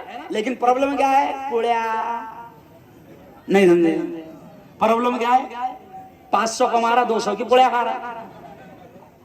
500 कमा रहा, 200 की पुड़िया खा रहा। 500 कमा रहा, 200 की पी रहा। अच्छा, जिनके मुंह को हराम लगे रहे वो तो तुमको पिलाएंगे। अरे जिनके मुंह को हराम लगे रहे वो भी सुन लो कि अगर तुम रोजी रोटी के लिए, अरे अल्लाह ने हलाल भी तुम्हारे लिए रखा है। अल्लाह का वादा है, अल्लाह का वादा है कि तुम हलाल कमाना चाहोगे तो मैं हलाल दूंगा। लेकिन तुम सुअर खाना चाहते हो, तुम लोगों की जिंदगियों को तबाह करना चाहते हो, तुम मेरे हिंदू भाई, मेरे बौद्ध भाई, मेरे मुसलमान जवानों की जिंदगी, उनको शराब पिलाकर उनको तबाह करना चाहते हो। सुन लो, आज चैलेंज के साथ कह रहा हूं कि जिनके मुंह को हराम लग गया है और जो धंधा कर रहे हैं हराम का और हफ्ते पहुंचाकर अपनी दुकानों को चला रहे हैं, मैं सबसे कह रहा हूं कि अगर तुम्हारे मुंह को हराम का लग गया है, मैं शराब दे रहा हूं, तुमको बद्दुआ देके जा रहा हूं कि अल्लाह तुम्हारी नस्लों को तबाह करेगा। आमीन। और हफ्ते लेने वाले भी सुन लो, अभी सबकी लाइन लगा रहा मेरे को, सब मेरे को मालूम पड़ रहा धीरे धीरे। मेरे को आके धमकियां दे रहे, धंधे के बीच में मत आ, मेरे को आके धमकियां दे रहे, फिर भी आए कि नहीं मैं? अरे आए ना, अरे आए कि नहीं? मैंने कहा कि हमारी जिंदगी बेड़ों के हाथ से लिखेला, मरना तो बेड़ों के हाथ से मरेंगे, और वो भी शहादत की। अरे बोलो, हमारे नबी ने कहा है, मैंने जो धमकी देने आए थे उनको कहा कि हमारे नबी ने कहा है हम नबी के मानने वाले हैं, हम आका के गुलाम हैं। हमारे नबी ने कहा है कि बुराई को होते देखो तो हाथ से रोकने की ताकत है तो हाथ से रोको, हाथ से रोकने की ताकत है तो, अरे बोलो, हाथ से रोको। जबान से रोकने की ताकत है, जबान से रोको। अपनों को लड़ाई झगड़े नहीं करना है, सुन लो बात को, लड़ाई झगड़े नहीं करना है। लेकिन अगर यहाँ कोई नहीं मानता है, हमारे पास में तरीका है, हमारे पास कलम है, मेरे पास में मीडिया है, मेरे पास में चैनल है, मेरे पास में अखबार है, और पावर किसने दिया है मुझे? अल्लाह ने दिया है। आप तय कर लो कि जिनके मुंह को हराम का लगा हुआ है, हराम की खा रहे और लोगों की जिंदगियों से खेल रहे, अल्लाह उनको तबाह करेगा जैसे अबू जहल को और अबू लहब को तबाह किया। लेकिन तुम समय कहूंगा जवानों कि उन्होंने हराम की दुकान खोल के बैठे, तुम क्यों अपनी जिंदगी तबाह कर रहे हैं? भाई अकल किस अल्लाह ने हमको दिया कि नहीं दिया? अरे बोलो ना, अकल किसने दिया? अल्लाह ने दिया।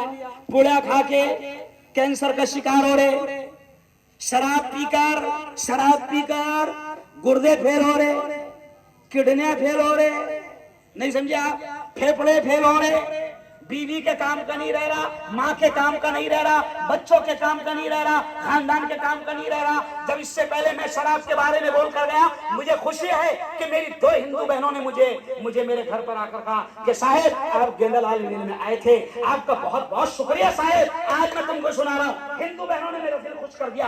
2 हिंदू बहनों ने, एक तरफ से 2-3 लोग धमकी देने आए, तो मुझे खुशी है कि 2 हिंदू बहनें आकर कहने लगी साहब आपने नशे के बारे में बहुत अच्छा बोले, हम आपकी बातों को सुन रहे थे। साहेब नशे की वजह से मेरा शौहर तबाह हो गया, नशे की वजह से मेरा बेटा तबाह हो गया, साहेब तुम काम करो, हमारी दुआ तुम्हारे साथ है। हिंदू बहनों ने मुझसे कहा। मैं दमन गया, दमन में मालूम है, दमन में शराब इतनी आम है कि कपड़े की दुकान पे भी शराब मिलती, साइकिल की दुकान पे भी शराब मिलती, पान टपरी में भी शराब मिलती, वह आम है। दमन में जब मैंने बयान किया, समंदर के किनारे बहुत शानदार प्रोग्राम था, हिंदू बहनें सुन रही थी। मैं जिस बंगले में ठहरा था, करोड़ों रुपए का बंगला था, 9 हिंदू बहनें मेरे पास में आकर कहने लगी गुरुजी आप कहां से आए? मैंने कहा मैं जलगांव से आया हूं। गुरुजी हम पैसा भी आपको देंगे, जो चाहिए आपको हम साथ देंगे, मगर आप काम बहुत अच्छा कर रहे हो क्योंकि शराब की वजह से हमारे घर तबाह हो गए। अरे सुनो, हमारे नबी ने 1500 साल पहले कहा था कि शराब तमाम बुराइयों की मां है, नशा तमाम बुराइयों की मां है। हमारे नबी ने 1500 साल पहले कहा था, क्या कहा था? कि नशा तमाम बुराइयों की मां है। क्यों? इसलिए कि नशे में रहेगा तो जिना भी कर सकता, नशे में रहेगा तो माँ को गालियां देगा, नशे में रहेगा तो बाप को गालियां देगा, नशे में रहेगा तो फिर बीवी को तलाक भी दे सकता। क्या कर सकता? अरे बोलो, तलाक भी दे सकता।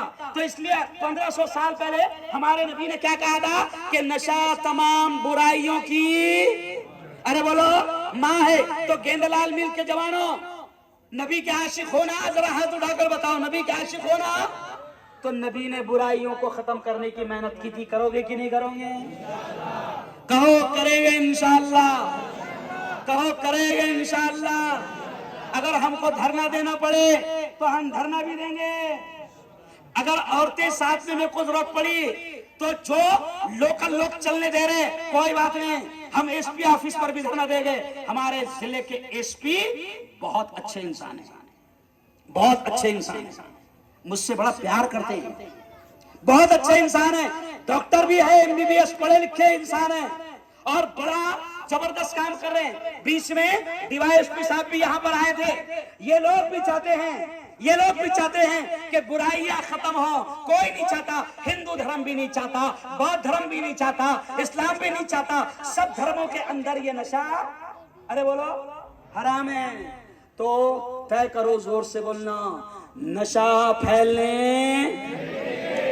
नशा फैलने, नशा फैलने नहीं देंगे और डरेंगे भी नहीं और बौले चाले भी नहीं करेंगे। रोकने के तरीके है, रोकने के तरीके है। कैंसर का भी इलाज है, टीबी का भी इलाज है और सारे इलाज इस्लाम ने हमको बताया है। अब आखिरी बात मेरी बहनों के लिए कह रहा हूं। क्या टाइम हो रहा है? टाइम बताओ मुझे। 9:50। अब आखिरी बात सुन लो, मेरी बहनों के लिए कह रहा हूं। सुनो जवानों, सुनो जवानों, जवानों पहले तुमसे आखिरी बात कह लेता हूं, आखिरी बात तुमसे कह लेता हूं। अल्लाह ने जवानी दी है और उम्र में सबसे कीमती हिस्सा कौन सा रहेगा? अरे बोलो ना, सबसे कीमती हिस्सा जवानी का। हर एक को क्या होना? अरे बोलो ना, हर एक को क्या होना? जवानी। बुड्ढा भी क्या मांग रहा? अरे बोलो ना भाई, बुड्ढा भी क्या मांग रहा? जवानी। बाल सफेद हो रहे फिर भी काली लगा रहा, क्यों? पसंद क्या है? जवान दिखना। जवान खुद को भी धोखा दे रहा काले बाल करके। नहीं समझा? अरे खुद समझे। अरे तू 70 साल का हो गया, पूरी दाढ़ी सफेद हो गई, फिर काली लगाकर तू भले दूसरे को धोखा दे रहा हूँ, लेकिन सबसे पहले तू अपने आप को। अरे भाई खुदा ने सफेद किया तो मालूम है आपको सफेद बाल का राज क्या है? सुनो सुनो, बड़ी अच्छी बात है। सफेद बाल का राज मालूम है? सफेद बाल अल्लाह ने कर दिया तो हदीस में आता है कि वो बाल सफेद होते हैं तो वो तुझे याद दिलाते हैं कि मरने की तैयारी कर। लेकिन तू सफेद को बार बार क्या कर रहा? हजरत उमर ने एक आदमी रखे थे। हजरत उमर ने काम क्या था मालूम? उसका आदमी का काम क्या था? सुनो, अजीब बात। हजरत उमर ने एक आदमी रखे थे, काय के वास्ते? आधे आधे घंटे में इतना याद दिलाना, मरना है। उसकी ड्यूटी क्या थी? उमर मरना है। तो उमर बोलते हाँ ठीक है। इन्हें वो याद, क्योंकि उमर कौन थे? पीएम थे। सियासत इस्लाम का हिस्सा है। खलीफा यानी पीएम थे हजरत उमर। हजरत अबू बकर पीएम, हजरत उमर पीएम। अभी अपन समझते कि सियासत अलग है। सियासत गंदी नहीं है, तू गंदा है। सियासत गंदी, सियासत माने मुल्क को चलाना। तो खलीफा क्या करते थे? मुल्क को। लेकिन वो कैसे पीएम थे कि रात को घूमते थे कि मेरे मोहल्ले में, मेरे गांव में कोई भूखा तो नहीं सो। और अभी तो इतने कमीने हैं कि तेरे घर में गले गले नहीं समझा? अभी तो इतने घोटाले कर रहा कि स्कूल के बच्चों के चावल भी नहीं पुर रहे। नहीं समझा? इतने घोटाले कर रहा। अभी देखो, एक मालूम है हिंदुस्तान में घोटाला हुआ था, सुनो उसका नाम क्या मालूम? वो घोटाला क्या था मालूम? चारा घोटाला। यानी इतने नालायक हो गए कि भैंसा का चारा भी खा गए। नहीं समझा? समझ रहे? नाम काय बोले रहे हो? हाँ, तो चारा घोटाला। अच्छा, इतने नालायक हो गए। अभी एक घोटाला है आसिफ भाई सामने, बड़ा अजीब अजीब घोटाला। मच्छर मारने की दवा थी ना, उसमें घोटाला। पूरा साला इतना जहरीला है कि मच्छर की दवा खाया जा रहा फिर भी मर रहा है। तो हमारे जो पीएम और सीएम थे, खलीफा, वो रात को घूमते थे। इसलिए हजरत उमर का वाकया है कि एक घर से रोने की आवाज आ रही थी, हजरत उमर ने ठोका।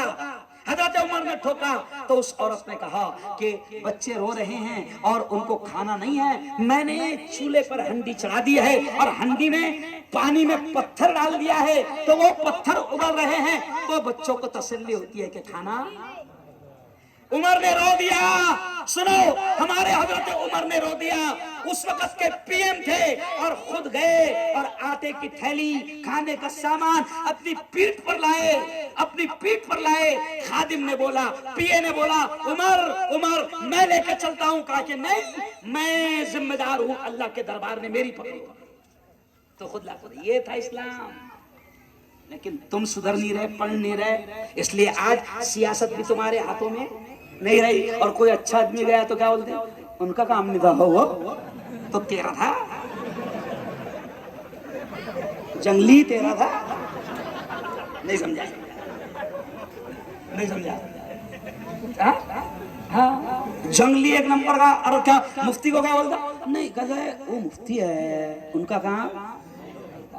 तो झूठे लफंगे, तू जाएगा वहां पे और तू जाएगा तो गंदगी फैलाएगा, फिर खोके, नहीं समझे, खोके लेगा और करप्शन करेगा और मुल्क की नैया डुबाएगा और हमारे जैसा जाएगा अंदर, तो कम से कम कुछ तो अल्लाह का डर रहेगा। अरे बोलो, तो वो पीएम थे हजरत उमर, तो हजरत उमर रजी अल्लाह ताला अन्हु, और ये तमाम इस्लाम सिखाता है, ये इस्लाम सिखाता है कि बुराइयों को रोको। तो कहो इंशाल्लाह बुराइयों का मुकाबला करेंगे, कहो इंशाल्लाह गंदगियों को फैलने नहीं देंगे। आखिरी बात मैं औरतों से कह रहा था,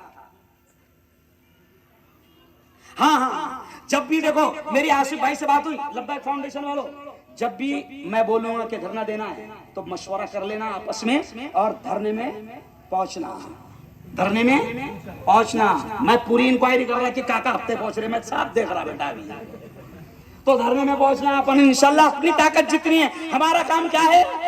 अरे बोलो, कोशिश करना, बाकी किसका काम है? अल्लाह का।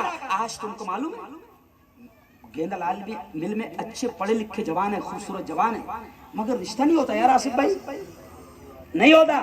ये कहना अच्छा नहीं लग रहा, रिश्ता नहीं होता क्या? अरे बोले बच्चा तो बहुत अच्छा है, शाहरुख खान से भी अच्छा है।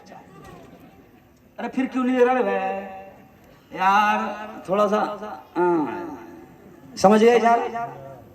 तो ये गंदगियां जिनके मुंह को हराम लगा हुआ है, इनकी वजह से हमारा मोहल्ला भी क्या हो रहा?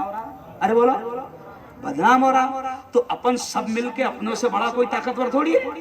अरे एक कोई होगा गुंडा, एक कोई होगा दाऊद इब्राहिम के पेट का, उसको भी निपट लेंगे हम अगर सब मिल गए, तो कोई हमारा मुकाबला अरे बोलो नहीं कर सकता। और हमारे इस्लाम ने हमको सिखाया है कि सब जहां भी रहते हो बुराइयों को दूर करो, अच्छाइयों को फैलाओ। इसलिए आखिरी बात मेरी बहनों से कहूंगा कि मेरी बहनों, तुम्हारे हाथ में घर है, अल्लाह ने औरत को होम मिनिस्टर बनाया है। क्या बनाया है? गृह मंत्री। औरतें क्या है? Home minister. घर में उसकी चलती। अगर आज औरतों को आखिरी पैगाम दूंगा कि मेरी बहनों, आप घरों में नमाज शुरू करो, अपनी जिंदगी में पर्दा लाओ, कोई फिक्र मत करो कि आप पहले कैसे रहते थे, अब मैं बुर्का पहनूंगी तो लोग क्या बोलेंगे। ऐसा कुछ नहीं है। सना खान फिल्म में थी, नाच गाना करती थी, बेढंगे काम करती थी, तौबा कर ली, अल्लाह ने आज दुनिया में इज्जत दिया कि नहीं दिया? अरे बोलो। ज़ारा, हमारी कश्मीर की बेटी ज़ारा, क्यों ज़ारा जो आमिर खान के साथ थी, तौबा करी, अल्लाह ने इज्जत दिया कि नहीं? अभी हमारी बेटी सहर, वो भी तौबा करके वापस आ गई, अल्लाह ने इज्जत दिया कि नहीं? तो घबराना नहीं, जिस दिन जागे उस दिन सवेरा, अच्छाई की तरफ बढ़ाओ। इसलिए मैं आखिरी बात कह रहा था, जवानों, ये जवानी बड़ी कीमती है। अल्लाह को जवानी का एक सजदा बुढ़ापे के 70 सजदों से ज्यादा पसंद है। जवानी में आ जाओ। अब कोई जवानी सोच रहा ना नहीं हो, अभी थोड़े दिन है जवानी, आखिरी में जब उम्र होगी तो इंशाअल्लाह हज को भी जाऊंगा, नमाज भी पढ़ूंगा। तो तू वहां तक के रहेगा क्या? क्योंकि चौथी लहर आ रही, चौथी लहर आ रही, कोरोना आ रहा। अभी मैं घर में से निकल रहा था तो मालूम मेरी बीवी ने क्या बोली मुझे, मैं भी घर में से निकल रहा था, मेरी बीवी ने मुझे बोली, मुफ्ती साहब डेंगू आ रहा बोले। अरे मैं रहना भाई अच्छे से, नहीं समझे, डेंगू अभी डेंजर आ रहा बोला, डेंगू डेंजर आ रहा, सच में मजाक नहीं कर रहा हूं। और उसका इलाज है जो नबी ने बताया। नबी ने क्या कहा? अत्तहारतु निस्फुल ईमान, सफाई आधा ईमान है। साफ सुथरे रहोगे तो डेंगू से भी बचोगे, मलेरिया से भी बचोगे, कोरोना से भी बचोगे। तो नबी का पैगाम सीरत का ये भी है कि साफ सुथरे रहो। कैसे रहो? कैसे रहो? साफ सुथरे रहो। हमारे मोहल्ले में कोई आए तो वो खुश होके जाए। हमारे घरों के सामने आज हमारी निशानी क्या बन गई? मुसलमान का मोहल्ला बोले तो कौन सा? हड्डियां दिखेंगी, नहीं समझे? घर के सामने कचरा दिखेगा, बच्चे नंगे दिखेंगे, समझ रहा? जैसा मिसाल के तौर पर एक शख्स गया हैदराबाद खाला से मिलने। किससे मिलने? खाला से मिलने। तो उसको खाला का घर ढूंढना था, तो रिक्शा वाले ने नाम पूछा तो पता चला कि मुसलमान है। तो रिक्शा वाले ने खुद बोला कि यहाँ से अंदर घुस जाओ, जहाँ पे हड्डियां पड़े दिखेंगी, जहाँ बच्चे नंगे खेलते मिलेंगे, कचरा दिखेगा, खाला का नाम पूछ लेना, खाला का घर कहीं तो भी भाई। अरे अरे हमारी निशानी इस्लाम ने हमको सफाई सिखाई है। लोगों ने हमसे कपड़े पहनने का ढंग सीखे, लोगों ने इस्लाम से साफ सफाई सीखे, और आज हम इस्लाम को अरे बोलो बदनाम। अच्छा एक बड़ा प्यारा काम करते, पूरा घर में का कचरा लाकर सामने वाले के घर में सामने डाल लेता, फिर वो भी उधर से लाता इधर डाल लेता, और फिर हवा आती दोनों को जिसका उसका देके। अरे यार कचरे की गाड़ी आती ना रे भाई, क्यों लगा रहे एक दूसरे के घर के सामने? अरे सही है ना, अरे सही है ना भाई। तो ये है नबी की सीरत, ये है नबी की सीरत, नबी का पैगाम। तो करेंगे अमल इंशाअल्लाह, मुत्तहिद होंगे इंशाअल्लाह। अच्छा कौन कौन मेरा साथ देना, हाथ उठा के बताओ। माशाअल्लाह माशाअल्लाह माशाअल्लाह, अल्लाह तुम्हारी मोहब्बतों को सलामत रखे। इसलिए फिर एक बार और नारा लगा दो, नबी का दामन, नबी का दामन, नबी का दामन। ठीक है, लेकिन पहले क्या करना है?